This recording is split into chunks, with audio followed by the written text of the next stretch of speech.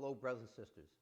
I want to talk to you today about the actions the PFFUI has taken during the COVID-19 crisis. But first, I want to wish you and your family well. Please follow all the recommendations of the CDC and remember to document any possible exposures on runs, at the firehouse, or if you are out in the community while on duty. Proper documentation is vital to you and, most importantly, to the protection of your family. The PFFUI has been working with the Indiana Fraternal Order of Police.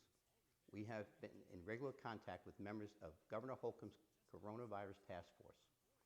We have expressed our concerns to task force members regarding the lack of resources being provided to first responders, specifically firefighters and police officers, and especially our members on ambulances.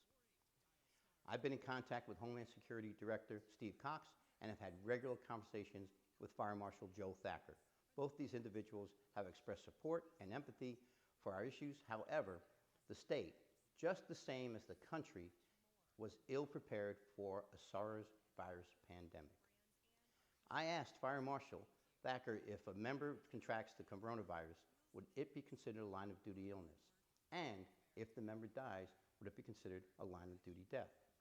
Marshal Thacker clearly stated that if the exposure to the virus was on duty and properly documented, it would be a line of duty and the member and his family would receive the line of duty benefits. I then asked if the infection would be considered a presumption as noted under the presumptive disease law. He responded that this circumstance is not clearly stated in the Indiana Code, and if there is no documented exposure, probably not. Herein lies the critical nature of the documentation. Please document any possible exposures to the COVID-19 virus. It's imperative for you and your family.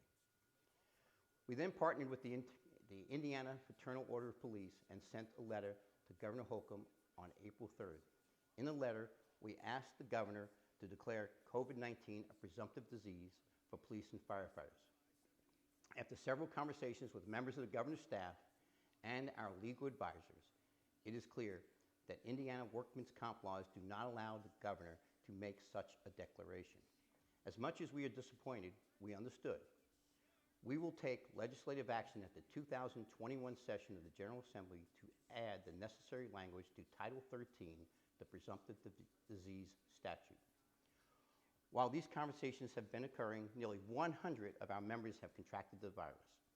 One of them, Brother John Shostall from Terre Haute Local 758, succumbed to this horrible illness. I am sorry to say our Terre Haute brothers and sisters buried John on Saturday, April 18th. On April 15th, we received a response from Governor Holcomb, which I have forwarded to our local leadership across the state. In the letter, Governor Holcomb expressed his support for our members and the important work we do. He also stated in the letter that local units of government have the discretion to provide additional health care and time off benefits to their employees, as he has done for state employees. In addition, the governor sent a copy of this letter to AIM, the organization that represents cities and towns, encouraging their membership to support our members. More importantly, in the letter, he committed to supporting line of duty death benefits to our families who suffer the loss of a loved one due to the COVID-19. As evidenced by his staff currently working with IMPERS on behalf of Brother Shostall's family. Senator John Ford contacted President Mike Odom in Terre Haute, Local 758, and asked what he could do to help.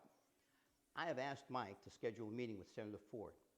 If you remember, Senator Ford authored Senate Bill 25, the 1977 Pension Enhancement Bill in 2019 session, and his brother John Shostall's senator.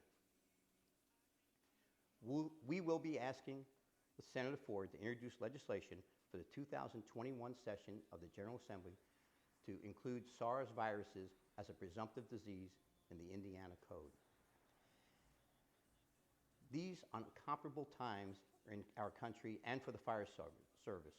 We must get through this as safely as possible, learn from the experience, and plan how to prepare better for the future encounters with deadly viruses.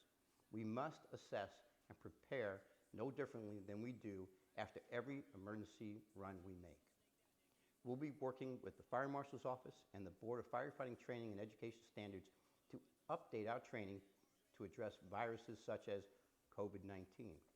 If you have any questions, please contact your District Vice President, Vice President Whited, Secretary Treasurer Pinkham, or myself. God bless and stay safe.